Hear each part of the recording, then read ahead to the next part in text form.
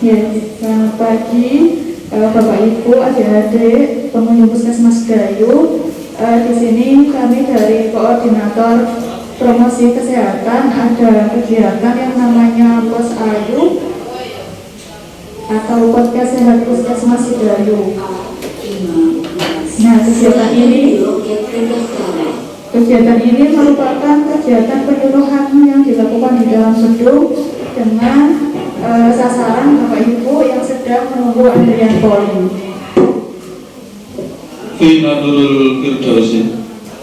Nah, kemudian untuk temanya kita memang berbeda setiap bulan. Untuk pada bulan kali ini, pada hari ini tema kita yaitu tentang penyakit hipertensi, yaitu atau penyakit yang dikenal dengan penyakit silent killer. Nah, apa itu? Nanti akan kita bahas bersama narasumber kita pada pagi hari ini.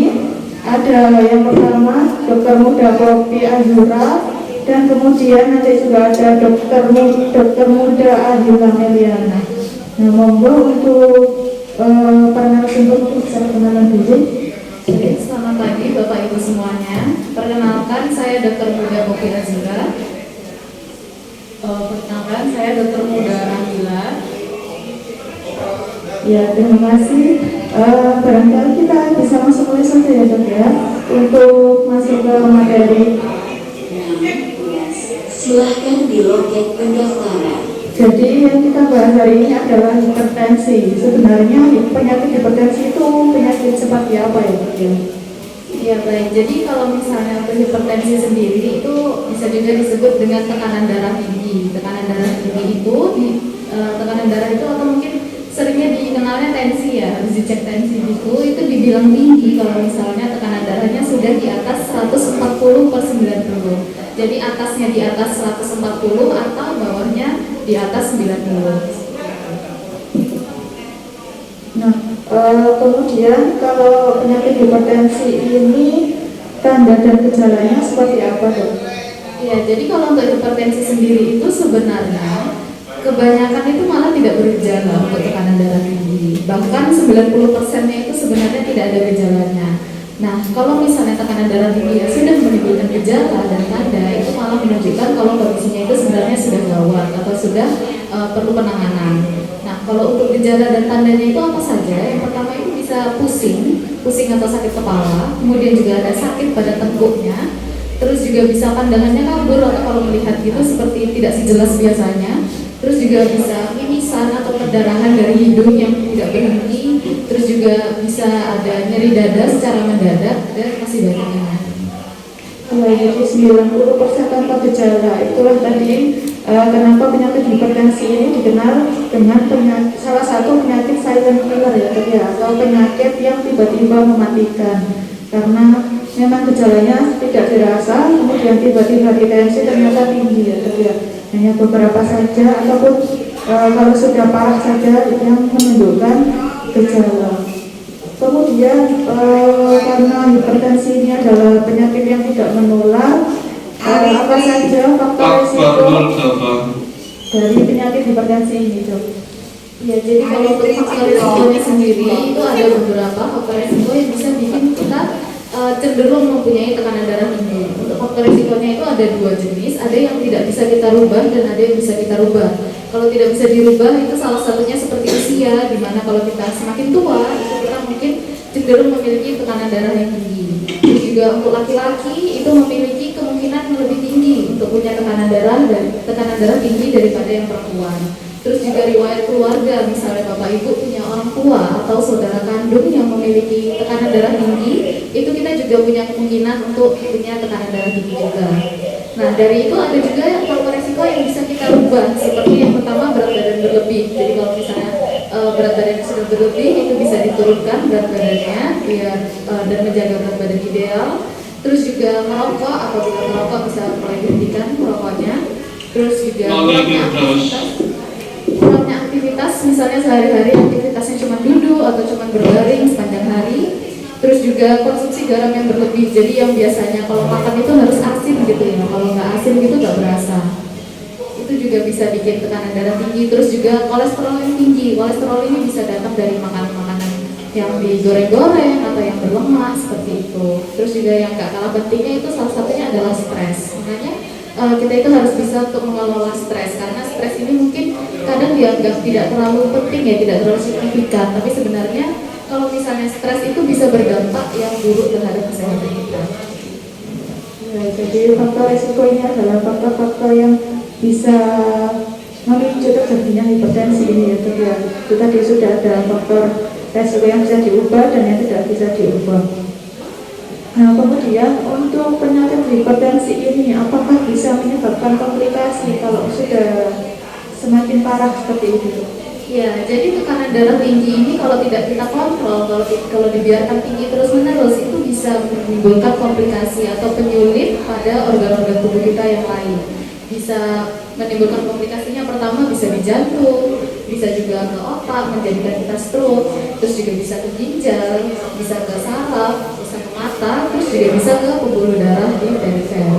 Namun untuk komplikasi ini juga perlu diperhatikan karena seperti yang tadi saya bilang, hipertensi ini kan tidak ada tanda dan gejalanya yang khas ya. Jadi komplikasi ini dia bisa muncul secara mendadak, bisa muncul sewaktu-waktu, misalnya kita saat ini tidak merasakan apa-apa, tapi besok bisa tiba-tiba muncul komplikasinya.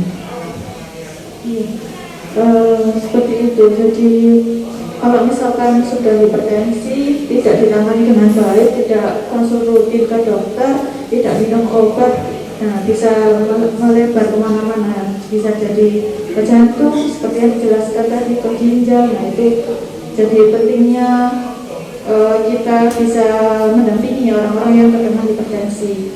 Nah kemudian bagaimana caranya supaya kita tidak sampai terkena hipertensi, karena mencegah lebih baik daripada mengobati ya Bapak Ibu.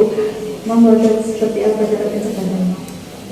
Baik, jadi untuk tekanan darah tinggi atau hipertensi itu memang ada beberapa hal yang harus diperhatikan dan harus dihindari ya Bapak Ibu ya. Jadi kalau misalnya disingkat itu bisa disingkat sebagai patuh. Bisa disingkat sebagai patuh. Nah, P-nya yang pertama, P itu adalah periksa kesehatan dan ikuti anjuran dokter.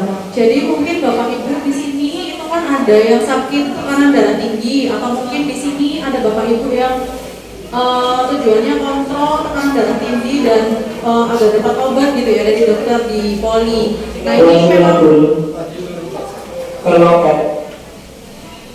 sudah benar ya dilakukan. Jadi kalau misal Bapak Ibu ada tekanan darah tinggi, tensinya sudah di atas 140, 150, wajib harus selalu check up atau selalu kontrol ke dokter. Kenapa? Karena agar kalau misal ada Bapak Ibu ada keluhan, ada gejala itu bisa diperiksa apakah itu komplikasi dari hipertensi atau penyakit lain, atau memang kondisi Bapak Ibu itu baik-baik saja dan terapi obatnya itu bisa dilanjutkan seperti itu ya.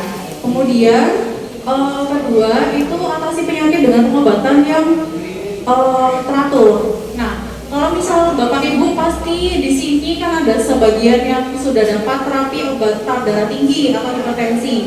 Nah, bisa diperhatikan lagi kalau misal terapi obat hipertensi itu sifatnya seumur hidup. Jadi Bapak Ibu harus terus-menerus minum obat darah tinggi itu.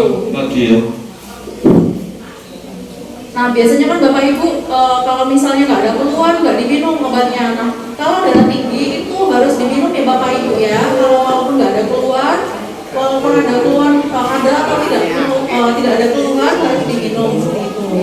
Nah, kemudian selain itu juga Bapak Ibu harus tetap diet gizi dengan yang seimbang seperti itu. Jadi kalau misal ada satu piringnya harus ada nasi, lauk, dan juga sayur. Jadi nggak boleh cuma nasi sama lauk doang, atau misal nggak ada sayurnya gitu ya. Minimal ada rebusan sayur kan, cuma tinggal dimasukin ke air mendidih terus dimakan itu bisa gitu. Jadi nggak usah harus dimasak yang enak banget gitu, nggak apa-apa. Nah terus kemudian selanjutnya adalah upayakan aktivitas fisik dengan aman. Jadi kalau misalnya Bapak Ibu biasanya kan mager ya, kalau misal disuruh olahraga, lari gitu kan capek. Nah Bapak Ibu bisa minimal dimulai dengan jalan pagi 30 menit di depan rumah, mungkin sama keluarga, sama istri, suami, anak-anaknya mungkin bisa diajak jalan pagi 30 menit setelah subuh. nanti bisa dimulai dari dari sekarang atau besok atau mungkin 3 kali dalam seminggu, nanti dirutinkan sampai setiap hari sampai biasa. Nanti bapak ibu sendiri nanti yang akan merasakan manfaatnya untuk kesehatannya seperti itu. Kemudian selanjutnya menghindari asap rokok, alkohol dan zat karsinogenik lainnya. Jadi mungkin bapak ibu yang di sini ada yang merokok, mungkin perlu diketahui bahwa rokok itu sebagai faktor resiko darah tinggi.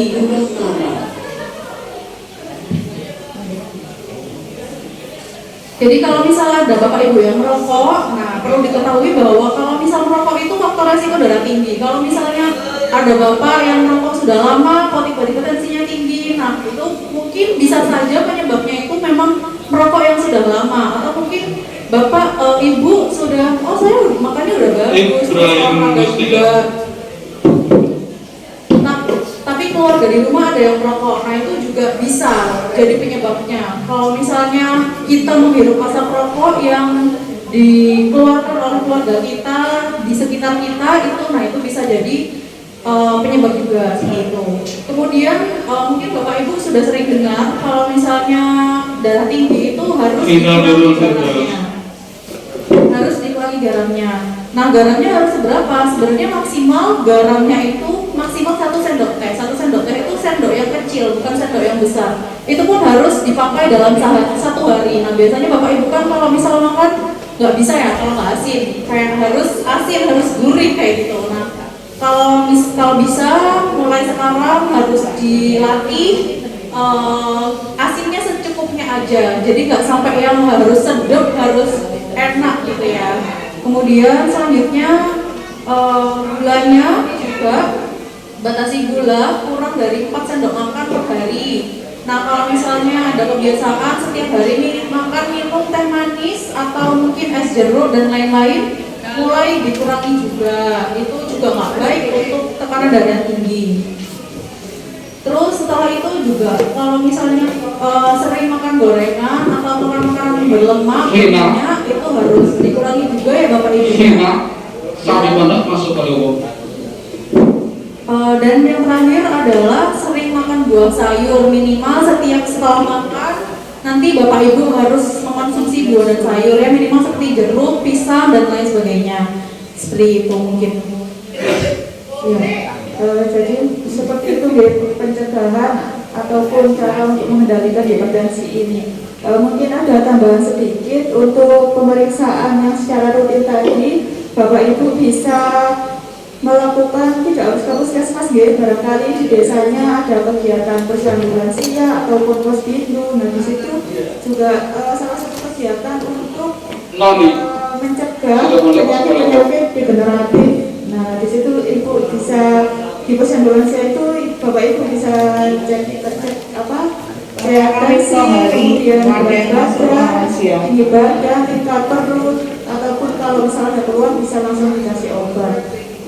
Kemudian untuk isi piringku tadi ya dok ya, itu takarannya memang benar harus ada makanan pokok ataupun yang mengandung karbohidrat seperti nasi, mie, kemudian roti, kemudian singkong, jagung. Nah itu adalah makanan pokok. Kemudian ada sayuran. Ibrahim, kasih tetap masuk ke lubang. Di sepertiga piring berikutnya, kemudian di sepertiga piring lagi isinya lauk dan juga buah-buahan. Jadi kalau misalkan makannya cuma nasi sama mie itu belum gizi seimbang ya. Jadi harus ditambahkan sayuran maupun protein ataupun lauk pauk itu tadi. Jadi biar gizinya seimbang, tidak hanya mengandung karbohidrat saja. Nah barangkali ada tambahan lagi kan? Barangkali ada tambahan lagi yang belum disampaikan. Ideologi penghulu masuk ke lubang. Nah mungkin itu saja Bapak Ibu pembahasan kita pada pagi hari ini tentang penyakit hipertensi. Barangkali Bapak Ibu ada yang mau bertanya, mohon dipersilakan.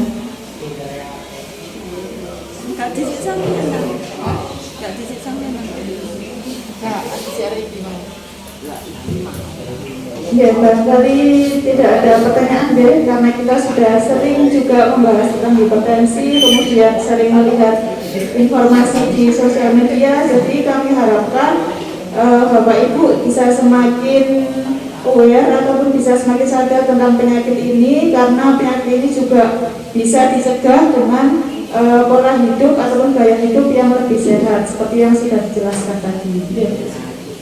Mungkin itu saja yang dapat kami sampaikan. Semoga bermanfaat bagi Bapak Ibu. Mohon maaf apabila ada salah kata. Wassalamualaikum warahmatullahi wabarakatuh.